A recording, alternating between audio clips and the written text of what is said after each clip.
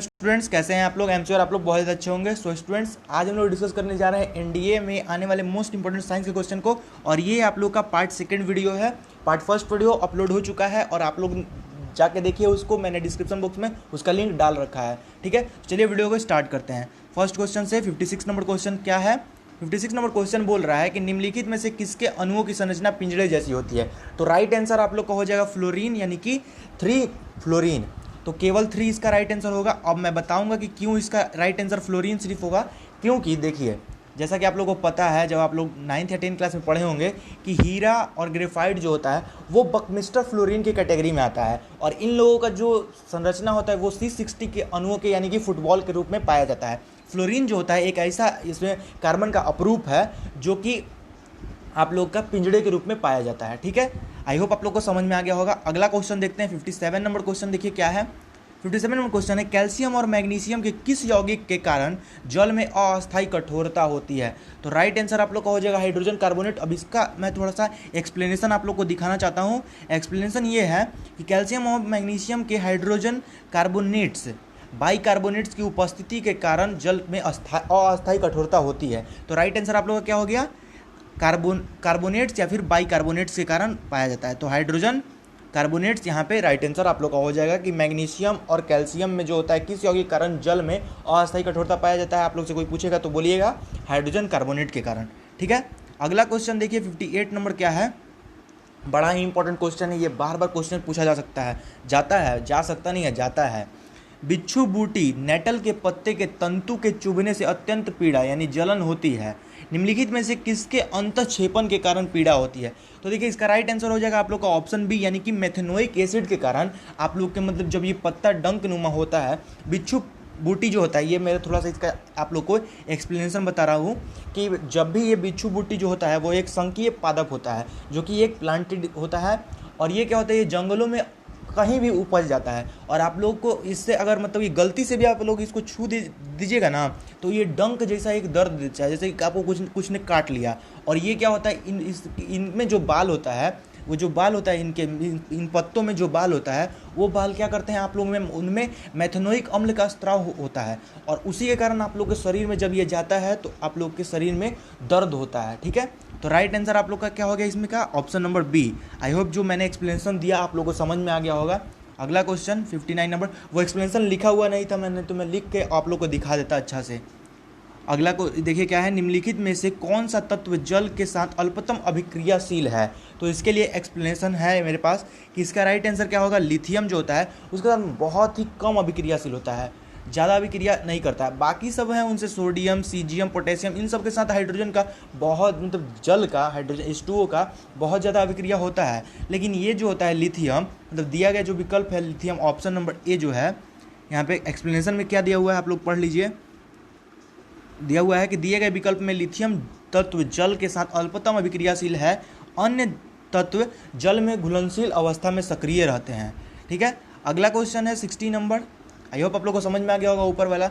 Rutherford के alpha कण प्रकीर्णन प्रयोग के कारण निम्न में से किसकी खोज हुई। अब जब ये रदरफोर्ड ने अपना अल्फा कण प्रकीर्णन का जब प्रयोग किया तो उसे किसकी खोज हो गई थी। ऑप्शन है इलेक्ट्रॉन की, कि ऑप्शन बी प्रोटॉन की, कि ऑप्शन सी न्यूक्लियस की, कि ऑप्शन डी हीलियम की। तो राइट आंसर आप लोग का हो जाएगा सी, यानी कि न्यूक्लियस की खोज हो गई थी जब रदरफोर्ड ने अपना अल्फा कण प्रकीर्णन स्टार्ट किया था। तो अब आप लोग से अगर देखिए, न्यूक्लियस का खोज तो कर दिया, अब परमाणु का केंद्र घनावेशित होता है जिसे नाभिक कहा जाता है। ये तो बात उन्होंने रदरफोर्ड ने अपना बता दिया। ठीक है, तो जो भी बात होगा आप लोग को पूछा जाएगा कि भाई अच्छा एक बार बताओ, कोई आपसे पूछ देगा कि जब न्यूक्लियस का खोज हुआ तो वो किस प्रयोग के द्वारा हुआ था। रदरफोर्ड ने तो न्यूक्लियस का खोज के चले हम मानते हैं, लेकिन वो किस प्रयोग के द्वारा हुआ था। तो आप लोग का ये भी क्वेश्चन बन सकता है कि अल्फा कण प्रकीर्णन के द्वारा वो न्यूक्लियस का खोज हुआ था। ठीक है, अगला क्वेश्चन देखिए, क्वेश्चन में क्वेश्चन आप लोग ढूंढिएगा ना तो आप लोग को कुछ ज़्यादा ही समझ में आएगा। ठीक है, अगला क्वेश्चन 61 नंबर क्या है, कांच क्या होता है। ऑप्शन ए है द्रव्य, option B colloid, option C अक्रिस्टलीय रवाहीन ठोस यानी नॉन क्रिस्टलीय एमरपस सॉलिड, ऑप्शन डी है क्रिस्टलीय ठोस। तो राइट आंसर हो जाएगा आप लोग का सी, यानी कि एमरपस ठोस जो होता है वो कांच जो होता है एमरपस ठोस होता है। देखिए इसका एक्सप्लेनेशन थोड़ा सा पढ़ लीजिए। कांच एक अक्रिस्टलीय रवाहीन ठोस है। यह विभिन्न क्षारीय धातुओं के सिलिकेटों का एक अक्रिस्टलीय पारदर्शक या आंशिक पारदर्शक सामग्री मिश्रण है। अब क्षारीय धातु का कैसा क्षारीय धातु का कैसा ये समांगी मिश्रण है, तो सिलिकेट, धातुओं के सिलिकेटों का एक अक्रिस्टलीय पारदर्शक या आंशिक पारदर्शक समांगी मिश्रण है। ठीक है, अगला क्वेश्चन है 62 नंबर, बड़ा ही इंपॉर्टेंट क्वेश्चन है, बहुत बार पूछा जा चुका है क्वेश्चन। और इसमें क्या होता है ना, मैं आप लोग को इसमें बताता हूँ कि क्या बच्चे लोगों को क्या कन्फ्यूजन होता है। मेरे साथ भी ऐसा हुआ था, किसी कवक की कोशिका भित्ति पादपों से भिन्न होती है क्योंकि इनमें होता है। अब देखिए, इनमें सब बच्चा समझ के जाता है ना कि कवक भी जो होता है ना वो पादप ही होता है, तो उसके लिए राइट आंसर आप लोग जल्दी जल्दी में सेलुलोस मार के चल जाता है लोग। तो इसका राइट आंसर सेलुलोस नहीं होता है, इसका राइट आंसर होता है कवक जो होता है वो अलग प्रकार का होता है, वो पादप नहीं होता है। तो उसके लिए इसका राइट आंसर हो गया काइटिन होता है। कवक में क्या पाया जाता है, काइटिन होता है, और पादपों में पाया जाता है सेलुलोज। ठीक है ना, तो जब भी पूछेगा कि कवक पादप, किसी कवक की कोशिका भित्ति पादपों से भिन्न होती है, ये तो बात आप लोगों को क्लियर हो गया कि कवक जो होगा वो कोशिका भित्ति, जो कवक का कोशिका भित्ति होगा और पादप का कोशिका भित्ति होगा वो दोनों अलग अलग होगा। तो इसमें क्या डिफरेंस, मतलब कौन सा ऐसा पार्ट है जिससे कि ये डिफरेंस हम लोग को पता चल जाएगा कि हाँ ये कवक है और ये पादप है।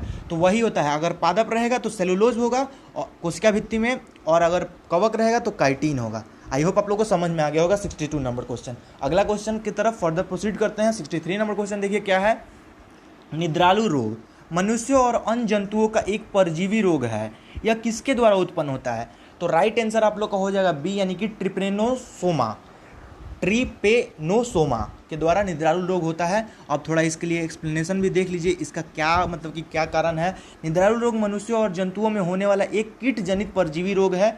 यह रोग ट्रिपेनोसोमा नामक प्रोटोजुआ से फैलता है। अब पूछेगा कि ट्रिपेनोसोमा क्या है, तो ये एक प्रोटोजुआ है, ठीक है, जो सीसी मक्खी, देखिए इंग्लिश में टीएसई बोला जाता है और हिंदी में सीसी मक्खी के अंदर रहता है। यह मक्खी निद्रालु रोग के संवाहक के रूप में कार्य करती है। अब देखिए, अब मैं आप लोग से 2-3 क्वेश्चन पूछूंगा इसके, इसी जो एक्सप्लेनेशन मैंने बताया उसके ऊपर। देखिए, अब मेरे को एक बार बताइए कि कौन सा मक्खी है जिसके कारण ये रोग फैलता है? तो सीसी मक्खी हो गया, आप लोग का राइट आंसर दे होंगे आप लोग, सीसी मक्खी। अब पूछेंगे हम आपसे क्वेश्चन कि ट्रिपेनोसोमा जो नामक होता है वो किसके कारण फैलता है? आप लोग को ऑप्शन भी दे देंगे, कवक के द्वारा, पादप के द्वारा, प्रोटोजुआ द्वारा या फिर फंगी के द्वारा। तो आप लोग राइट आंसर मारिए कि सर प्रोटोजुआ के द्वारा होता है, ठीक है। और ये जो मक्खी होता है वो किसके द्वारा, किस चीज़ के लिए जानी जाती है, मतलब किस कार्य के लिए जानी जाती है? तो निद्रालु रोग के संवाहक के रूप में जानी जाती है। एनडीए में बुआ कुछ भी पूछ सकता है, आप लोग को पूरा एकदम तैयारी के साथ जाना है, सिलेक्शन लेके ही आना, ठीक है ना। तो अगला क्वेश्चन है 64 नंबर, देखिए क्या है, निम्नलिखित में से कौन सी एजेंसी भारत में खाद्य सुरक्षा पर कानून प्रवर्तित करती है? तो आप लोग को पता ही होगा कि राइट आंसर हो जाएगा सी, FSSAI। इसका राइट आंसर हो गया आप लोग का FSSAI, यानी भारतीय खाद्य सुरक्षा एवं मानक प्राधिकरण की स्थापना खाद्य सुरक्षा तथा मानक अधिनियम के अंतर्गत की गई थी। इसका तो आप लोग पता हो गया, तो राइट आंसर आप लोग का हो गया सी नंबर, ठीक है। अगला क्वेश्चन है 65 नंबर, और ये सबसे लास्ट क्वेश्चन आप लोग का है इस वीडियो का। डेंगू का वायरस तेज बुखार और त्वचा पर छाले उत्पन्न करता है और एक विशेष प्रकार की रुधिर कोशिकाओं की संख्या को कम कर देता है। ये रुधिर कोशिकाएं कौन सी होती हैं? ठीक है, आप लोग ऑप्शन पढ़ लीजिए। ऑप्शन क्या है आप लोग का? ऑप्शन है एक लानू यानी कि मोनोसाइट्स, ऑप्शन बी पट्टिकानु, option C eosinophil, option D neutrophil. तो देखिए ये सब जो होता है एकलानु, इओसिनोफिल और न्यूट्रियोफिल, ये तीनों जो होता है वो लाल रक्त कर्णिका यानी कि जो होता है रेड ब्लड सेल, उसमें पाया जाता है। हाँ, रेड ब्लड सेल में नहीं, श्वेत ब्लड सेल, सॉरी श्वेत ब्लड सेल में, मतलब कि वाइट ब्लड सेल में पाया जाता है ये। और जो शरीर को रोगाणु के विरुद्ध प्रतिरोधकता प्रदान करता है, ये तीनों एक कानू, इओसिनोफिल और न्यूट्रियोफिल, ये जो होता है वो क्या होता है, वाइट ब्लड सेल में पाया जाता है। अब क्वेश्चन पूछ रहा है कि डेंगू का वायरस तेज बुखार और त्वचा पर छाले उत्पन्न करता है और एक विशेष प्रकार की रुधिर को नष्ट कर देता है, रुधिर की संख्या को कम कर देता है। तो ये कौन सा संख्या है? अब देखिए क्वेश्चन में पट्टिकानु दिया होगा, हिंदी में दिया है पट्टिकानु, लेकिन अगर मैं इसका आप लोग को इंग्लिश में नाम बताऊं तो आप लोग तुरंत बोलिएगा कि हाँ सर यही होगा। तो राइट आंसर आप लोग का देखिए, क्या आपने प्लेटलेट्स का नाम सुना है? यही तो है पट्टिकानु। तो प्लेटलेट्स और पट्टिकानु वो दोनों सेम ही है, ठीक है ना। तो राइट आंसर आप लोग का हो जाएगा पट्टिकानु, ठीक है। और पट्टिकानु को इंग्लिश में क्या बोलते हैं? प्लेटलेट्स। और बहुत सारे बच्चे तीनों जानते हैं, red blood cell, white blood cell और प्लेटलेट्स। तो प्लेटलेट्स को हिंदी में क्या बोलते हैं? तो पट्टिकानु बोलते हैं, ठीक है। आई होप आप लोग को समझ में आ गया होगा ये वीडियो। मेरा जो मकसद था आप लोगों को समझाने का वो पूरा हो गया होगा, अगर आप लोगों को समझ में आ गया है तो। अगर आप लोगों को वीडियो पसंद आया तो वीडियो को लाइक कीजिए, ज़्यादा से ज़्यादा शेयर कीजिए अपने सारे दोस्तों के पास जो लोग navy, NDA, air force, XY group, SSR AA का प्रिपरेशन कर रहे हैं। और सब्सक्राइब कीजिए मेरे चैनल को ताकि आप लोग को और भी ऐसी तरह के वीडियो मिलते रहें। तो मिलते हैं आप लोगों से अगले वीडियो में, तब तक के लिए till then good bye, have a great day students. जय हिंद, जय